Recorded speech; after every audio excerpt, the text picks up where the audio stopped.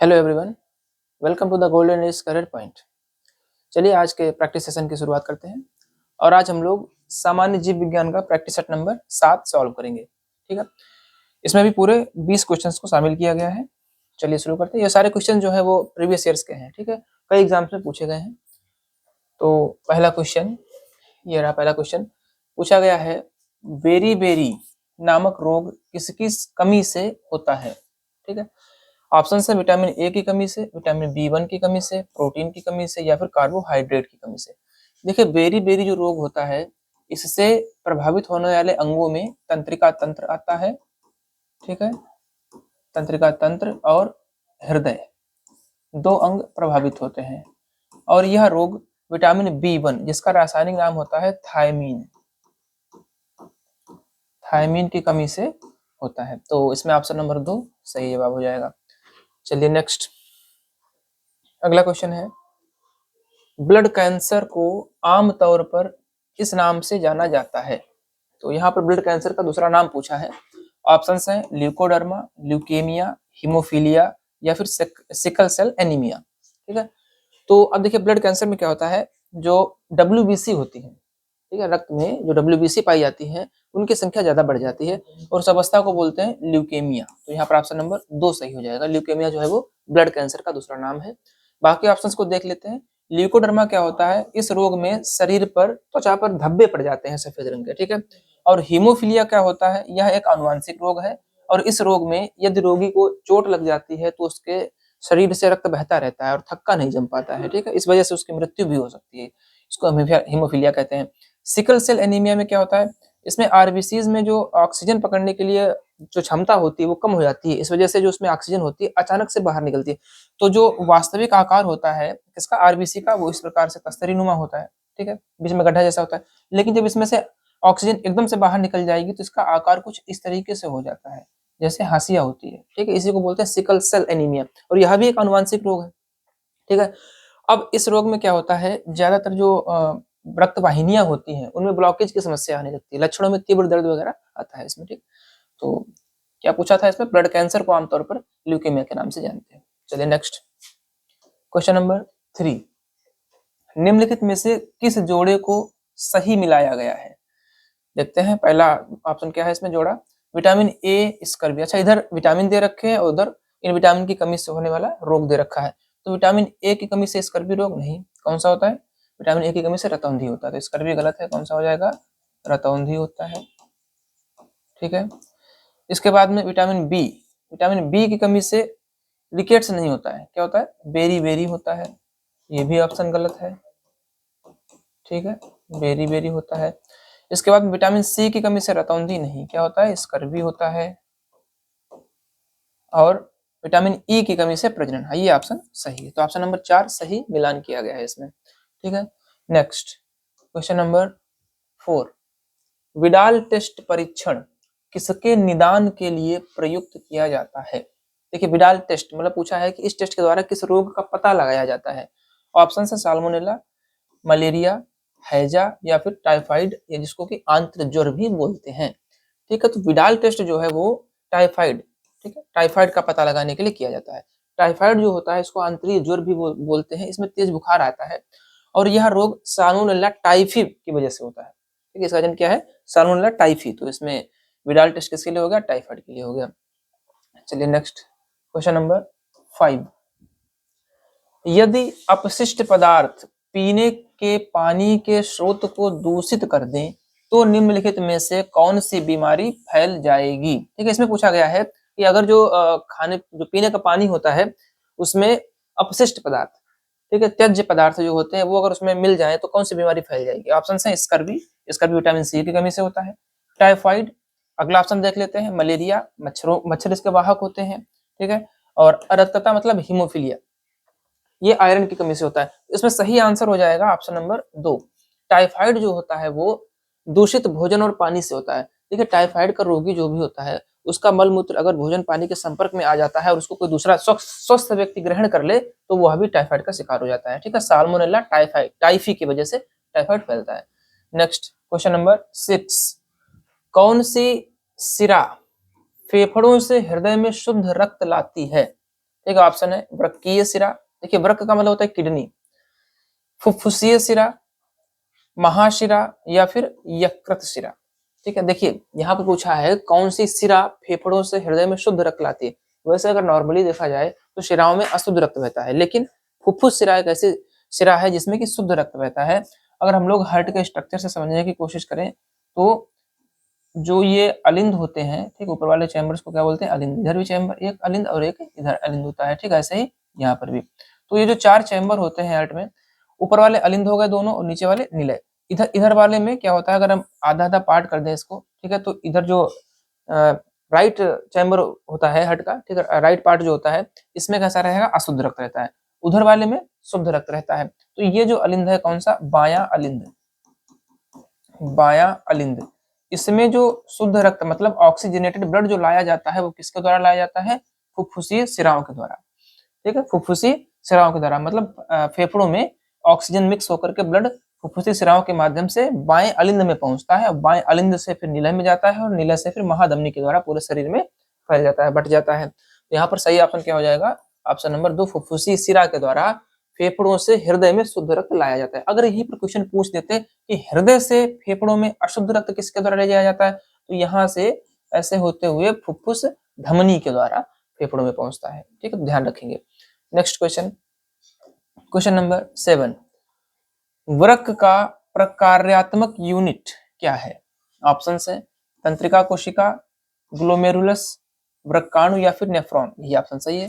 Nephron जो होते हैं वह वृक्क की इकाई होते हैं, किडनी की इकाई, यूनिट। ठीक है, वृक्क की इकाई किसे कहा जाता है, नेफ्रॉन को कहा जाता है। एक वृक्क में लगभग 1 मिलियन नेफ्रॉन होते हैं। ठीक है, 10 लाख नेफ्रॉन लगभग। चलिए नेक्स्ट, क्वेश्चन नंबर 8, कौन सा विटामिन हमारे शरीर में सबसे अधिक तीव्रता से बनता है? सबसे जल्दी बनने वाला विटामिन कौन सा है? Vitamin A, vitamin B, vitamin C या फिर विटामिन डी? तो सही ऑप्शन हो जाएगा नंबर 4, विटामिन डी, क्योंकि विटामिन डी सूर्य के प्रकाश से प्राप्त होता है। ठीक है, इसमें जो पराबैंगनी विकिरण होता है वो त्वचा के संपर्क में आता है तो विटामिन डी बनता है। तो विटामिन डी सबसे तीव्रता से प्राप्त होने वाला विटामिन है। नेक्स्ट, क्वेश्चन नंबर 9, मानव के कुल रक्त आयतन, ठीक है, टोटल वॉल्यूम जो होता है ब्लड का, उसमें प्लाज्मा का प्रतिशत लगभग कितना होता है? देखिए क्वेश्चन को समझेंगे, यहाँ पर ये नहीं कहा है कि पूरी बॉडी में, ठीक है, रक्त का परसेंटेज नहीं, रक्त में जो ब्लड का फॉर्मेशन होता है, कंपोजिशन जो ब्लड के होते हैं, उनमें पूछा है कि प्लाज्मा कितना होता है। ऑप्शन है 45%, 50%, 55% या फिर 60%। तो इसका सही जवाब ऑप्शन नंबर 3 हो जाएगा। ठीक है, ब्लड के वॉल्यूम में 55% किसका होता है, प्लाज्मा का होता है। ठीक है, अगर हम लोग यहाँ पर समझने की कोशिश करें तो ब्लड मतलब रक्त, ठीक है, रक्त को अगर बांटे तो 55% क्या होता है, प्लाज्मा होता है, और बचा हुआ 45% क्या होता है, ये जो रक्त कणिकाएं होती हैं, ठीक है, जिसके अंतर्गत क्या आ जाता है, आरबीसी, डब्ल्यूबीसी, प्लेटलेट्स। ठीक है, आरबीसी, डब्ल्यूबीसी और प्लेटलेट्स, ये इसके अंतर्गत आ जाता है। अब डब्ल्यूबीसी के भी भाग हो जाते हैं 2, कौन कौन से हो जाते हैं, अग्रेनुलोसाइट और ग्रेन्युलोसाइट। ठीक है, तो ये पूरा फॉर्मेशन यहाँ पर पूछा गया, सिर्फ उतना बता देते हैं आपको। मानव के कुल रक्त आयतन में प्लाज्मा का प्रतिशत लगभग कितना होता है, 55%। अगर यही पर क्वेश्चन पूछ देते कि प्लाज्मा में जल का भाग कितना होता है, तो 90 to 95%, 92%, प्लाज्मा में 90 से 92% जल होता है। ठीक, ये भी याद रखेंगे।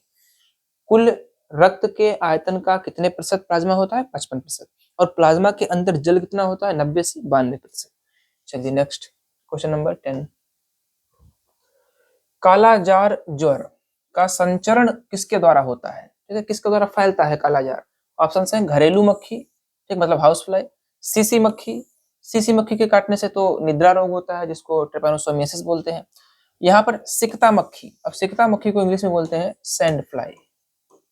ठीक है, सैंड फ्लाई, और इसी की वजह से कालाजार रोग फैलता है, सिकता मक्खी की वजह से।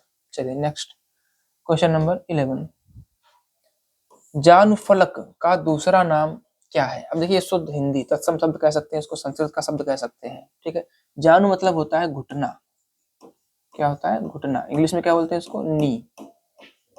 ठीक है, अब पूछा है उन्होंने फलक, अब देखिए घुटना हो गया, घुटने के ऊपर फलक, जो हड्डी होती है उसको क्या बोलते हैं? पटेला। क्या बोलते हैं? पटेला। ठीक, तो अब यही पूछा है इन्होंने, ज्ञानफलक का दूसरा नाम क्या है?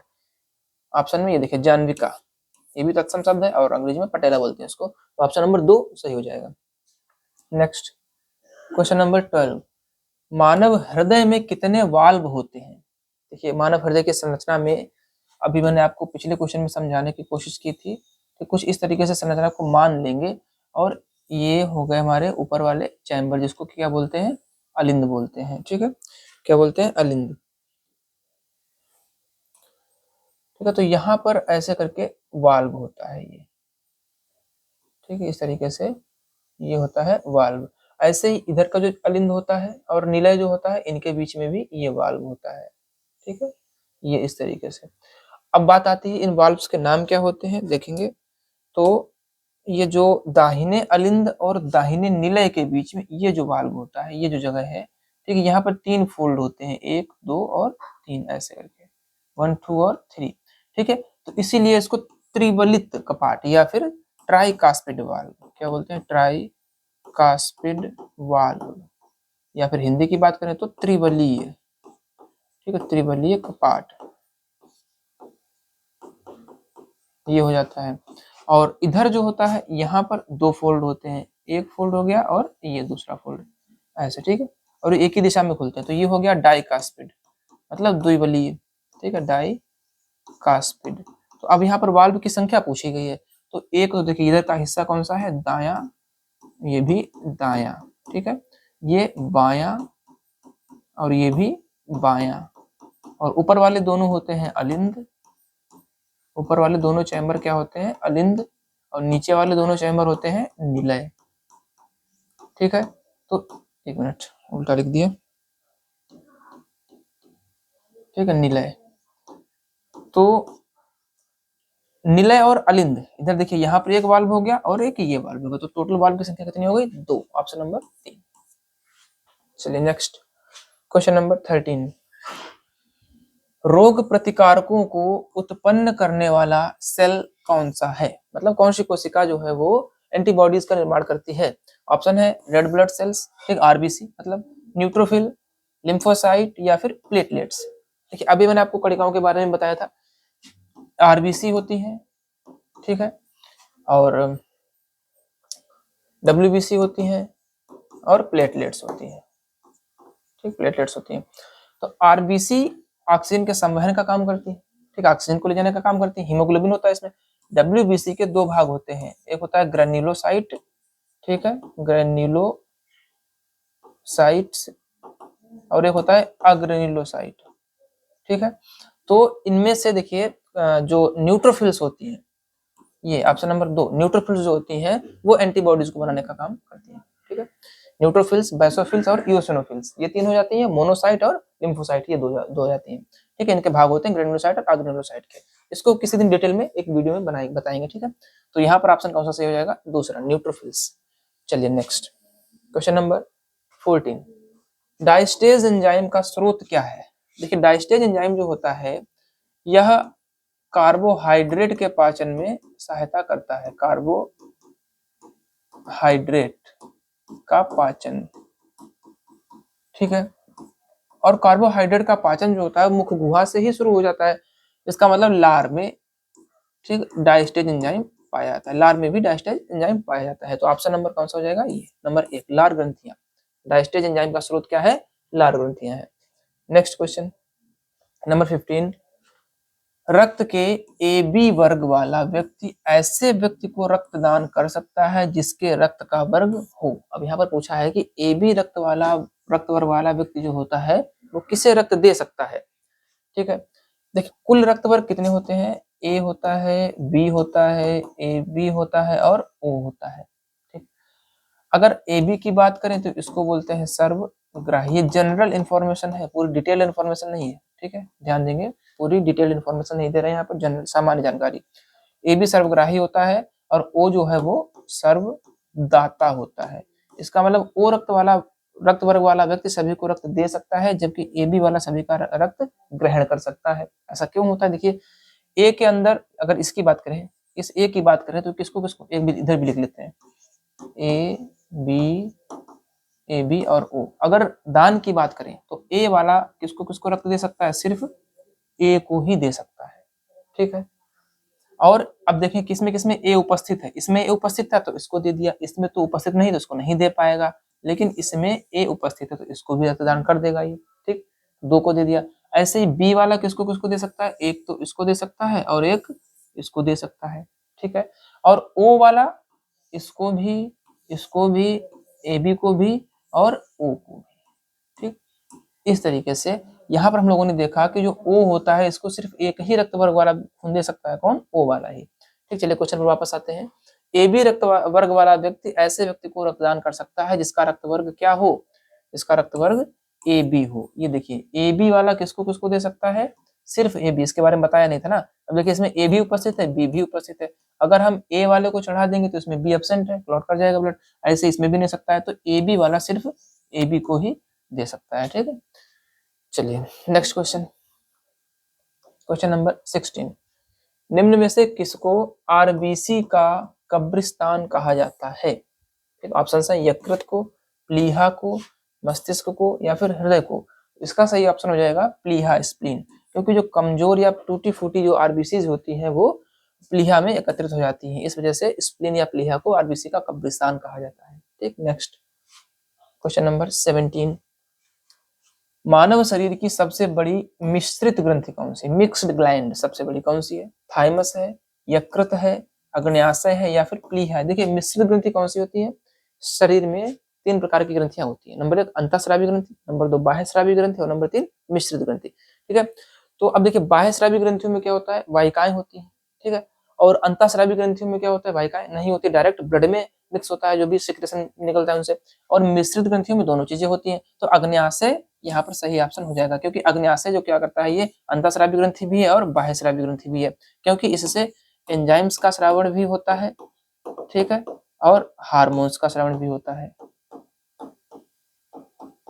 ठीक है। तो यहाँ पर अग्न्याशय ऑप्शन सही हो जाएगा, option number 3। Next question number 18। निम्न में से कौन सा दर्द का निवारण करता है, ठीक है, दर्द नाशक, दर्द का निवारण कौन सी औषधियां करती हैं। ऑप्शन है प्रतिजैविक या फिर अंग्रेजी में एंटीबायोटिक्स बोलते हैं। तो प्रतिजैविक का मतलब होता है जीवाणुओं को मारने के लिए एंटीबायोटिक्स औषधियां होती हैं। एनाल्जेसिक यही होता है, ऑप्शन नंबर 2 सही है। एनाल्जेसिक क्या है, दर्द निवारक है। तीसरा एंटीपायरेटिक, एंटीपायरेटिक औषधियों से बुखार को कम किया जाता है। जब भी शरीर में कोई संक्रमण होता है तो उससे लड़ने के लिए जो लड़ते समय शरीर का टेम्परेचर बढ़ जाता है, ठीक है, जिससे कि तकलीफ होती है शरीर को, इस वजह से एंटीपायरेटिक औषधियों के द्वारा ज्वर को या फिर ताप को कम कर दिया जाता है। चौथा ऑप्शन है डिसइंफेक्टेंट, इसका मतलब क्या है, इन्फेक्शन माने संक्रमण और डिसइंफेक्टेंट माने क्या होता है, संक्रमण को खत्म करने वाली औषधियां, ठीक है। तो यहाँ पर ऑप्शन नंबर 2 आपका सही जवाब हो जाएगा दर्द निवारण में। चलिए नेक्स्ट क्वेश्चन नंबर 19। एक आदमी 10 मीटर से दूर साफ नहीं देख पाता है, वह किस रोग से ग्रस्त है। देखिए स्पष्ट दृष्टि की न्यूनतम दूरी, कम से कम दूरी कितनी होनी चाहिए, 25 सेंटीमीटर, ठीक। 25 सेंटीमीटर से कम अगर आएगा तो वो स्पष्ट दृष्टि नहीं है या फिर स्वस्थ दृष्टि नहीं है। और यहाँ पर मीटर की बात की गई, पहली बात तो सेंटीमीटर से कोई मतलब नहीं, तरह कि एक आदमी 10 मीटर से दूर साफ नहीं देख पाता है, ठीक है। जबकि ये बात थी 25 सेंटीमीटर कैसा है, ये है निकट बिंदु, स्पष्ट दृष्टि का निकटतम बिंदु कितना होता है 25 सेंटीमीटर पर, जबकि दूर बिंदु कितना होता है, स्पष्ट दृष्टि का दूर बिंदु कितना होता है, अनंत पर होता है, ठीक है। और यहाँ पर कह रहे हैं कि 10 मीटर से दूर साफ देख नहीं पाता है, इसका मतलब क्या है, वो पास की वस्तुओं को तो स्पष्ट देख रहा है लेकिन दूर की वस्तुओं को स्पष्ट नहीं देख पा रहा है, अतः निकट दृष्टि दोष, ठीक। जब पास की चीज स्पष्ट दिखाई पड़े, दूर की ना दिखाई पड़े तो निकट दृष्टि दोष, और दूर की साफ दिखाई पड़े तो दूर दृष्टि दोष, जो चीज साफ दिखाई पड़े वही दोष होता है, ठीक है। निकट दृष्टि दोष क्यों हो जाता है, क्योंकि इसमें जो लेंस आंख का होता है उसके समंजन क्षमता में कुछ कमी आ जाती है, ठीक, कम हो जाता है, इस वजह से ऐसे फैल कर एक जगह पर रुक जाता है, ठीक है, फोकस दूरी बढ़ जाती है। नेक्स्ट लास्ट क्वेश्चन है इसका, क्वेश्चन नंबर 20। ट्यूबरकुलोसिस संक्रमण होता है, अब देखिए ट्यूबरकुलोसिस जिसको कि टीबी भी बोलते हैं, ठीक है, क्षय रोग भी बोलते हैं, क्या, क्षय रोग, ठीक, या फिर यक्ष्मा बोल देते हैं, ठीक। या फिर किंग ऑफ डिजीजेस भी बोलते हैं, या फिर पर्ल डिजीज, कई नाम होते हैं इसके। ठीक है, पर्ल डिजीज, DISEA, एक मिनट। ठीक, पर्ल डिजीज ये भी बोल देते हैं। तो कई नाम है। पूछा है ट्यूबरकुलोसिस का संक्रमण किससे होता है? ऑप्शन है माइकोबैक्टीरियम एबोनिन द्वारा, स्टेफाइलोकोकस के द्वारा, या फिर माइकोबैक्टीरियम ट्यूबरकुलोसिस के द्वारा। ये ऑप्शन सही है। ठीक है, ये बैक्टीरिया है ट्यूबरकुलोसिस। ठीक है, माइकोबैक्टीरियम ट्यूबरकुलोसिस बैक्टीरिया के द्वारा ये टीबी फैलता है। चलिए, तो इस तरीके से हम लोगों ने यहाँ पर पूरे 20 क्वेश्चंस को यहाँ पर देखा, प्रैक्टिस की। ठीक, कुछ जानकारियां आपको बताई गई, और इस तरीके से हम लोग आने वाले प्रैक्टिस सेट्स में भी प्रैक्टिस करते रहेंगे। बने रहिए गोल्डन स्केल पॉइंट के साथ। Thank you very much.